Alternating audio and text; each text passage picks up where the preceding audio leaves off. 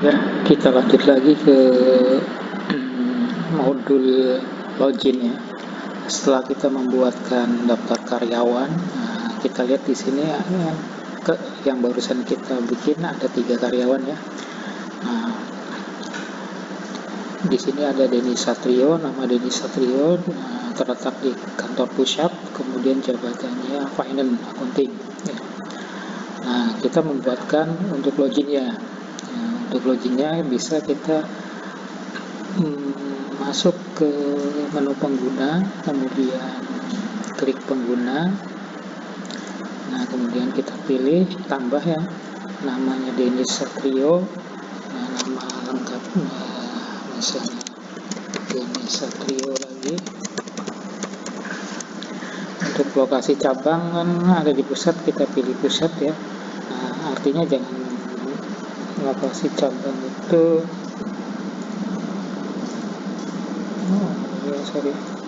lokasi cabang kantor pusat ya. Nah, kemudian nama pengguna digunakan untuk login ya. Untuk login misalnya Dennis, kita ingat ya, D-nya itu huruf besar ya, jadi pada saat login harus sama D-nya itu besar. Nah, kita email misalnya dennis@gmail.com. Nah, nanti di sini passwordnya misal 123. Nah, kita ketikkan password ya.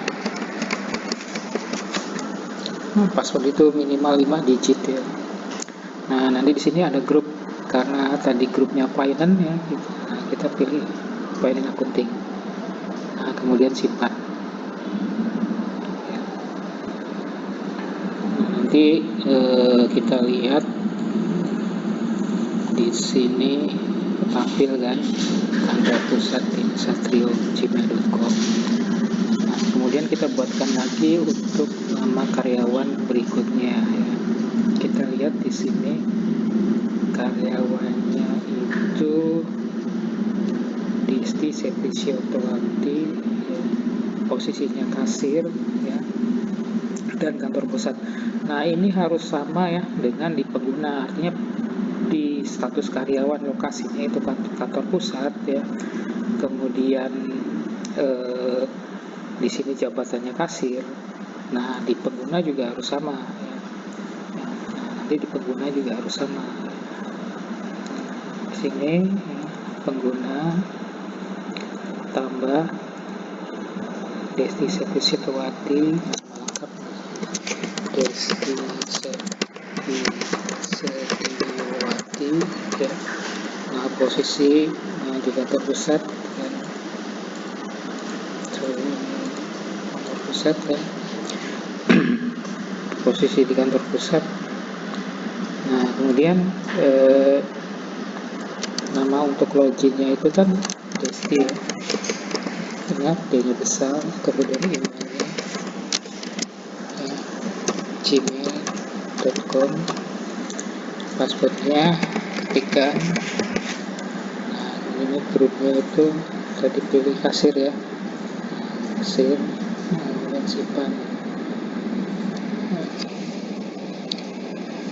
Nah, kemudian yang berikutnya juga kita lihat lagi ya, di master karyawan itu di sini ada bintang, bagian bidang bintang itu posisi di bidang, kemudian kantor pusat ya. Nah, gitu. Ini pengguna lagi, kita cari nama bintang.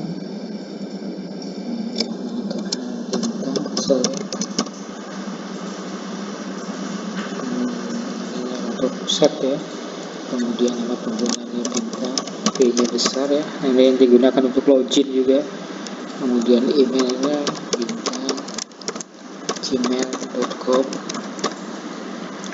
password kita isikan, kemudian pilih gudang, kemudian kita simpan. Oke ya.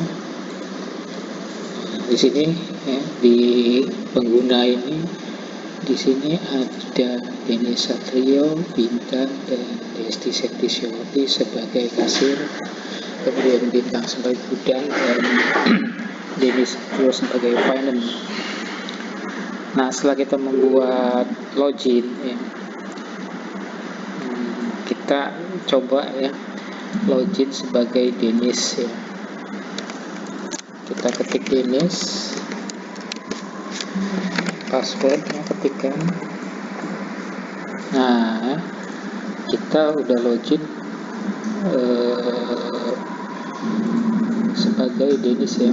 Ini Dennis Satrio ya.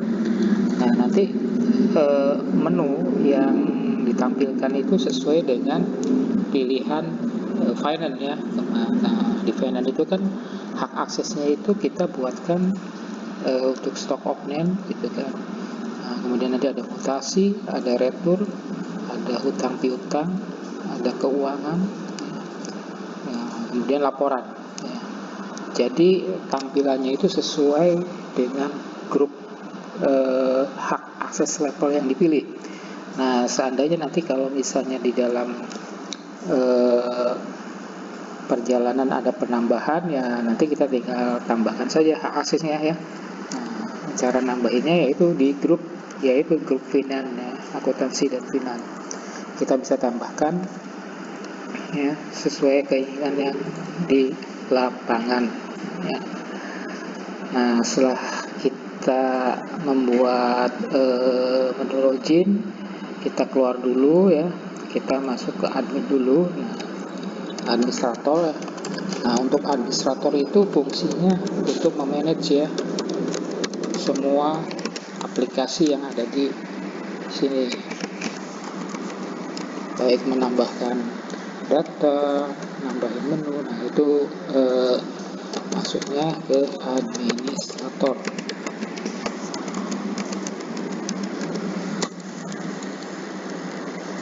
Nah, kita rencana mau membuat keuangan ya, parameter akun keuangan yang digunakan. Nah, seperti di sini ini ada kas gitu ya, ada bank ya, dan ada bank BCA ya. Nah, nanti digunakan biasanya untuk pembelian dan penjualan. Nah, kemudian di sini juga nanti ada yang namanya beban ya, atau biaya misalnya. Beban atau biaya, kita kalau misalnya menambahkan akun bank itu kita bisa pilih tambah ya caranya. Nah, kemudian kita pilih misalnya bank. Nah, kemudian kita pilih yang namanya misalnya Bank Mandiri akunnya namanya. Nah, ini kita pilih kas dan bank, kemudian kita simpan. Nah, ini akun bank ya. Nah, kemudian kita bisa juga tambahkan yang namanya akun biaya ya. Nanti di sini ada beban penjualan pemasaran ya, beban gaji, beban administrasi umum berupa atau beban penyusutan. Nah, biasanya kita misalnya di sini ada beban administrasi umum ya. Nah, beban administrasi umum itu misalnya kita ketik untuk biaya operasional itu beban misalnya listrik, kita pisahkan aja listrik. Nah, pilihnya itu beban. Nah, kemudian nanti di sini ada beban administrasi umum juga, beban misalnya telepon dan internet, kita jadikan satu ya.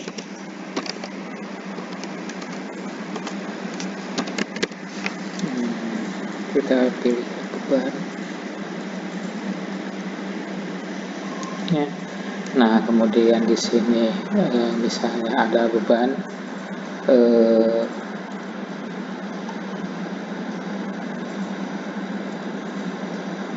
ya, kita pilih beban lagi, kemudian beban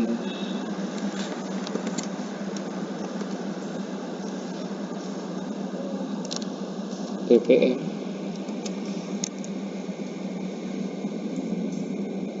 ya. Nah, nanti kayak seperti ini. Nah, nanti Anda bisa menambahkan beberapa beban yang disesuaikan dengan keadaan kondisi yang ada di lapangan ya. Nah, nanti untuk transaksi pengisian beban itu ada di sini ya. Jadi fungsinya digunakan untuk mencatat ya, biaya operasional yang ada di masing-masing outlet ya, atau di masing-masing cabang ya.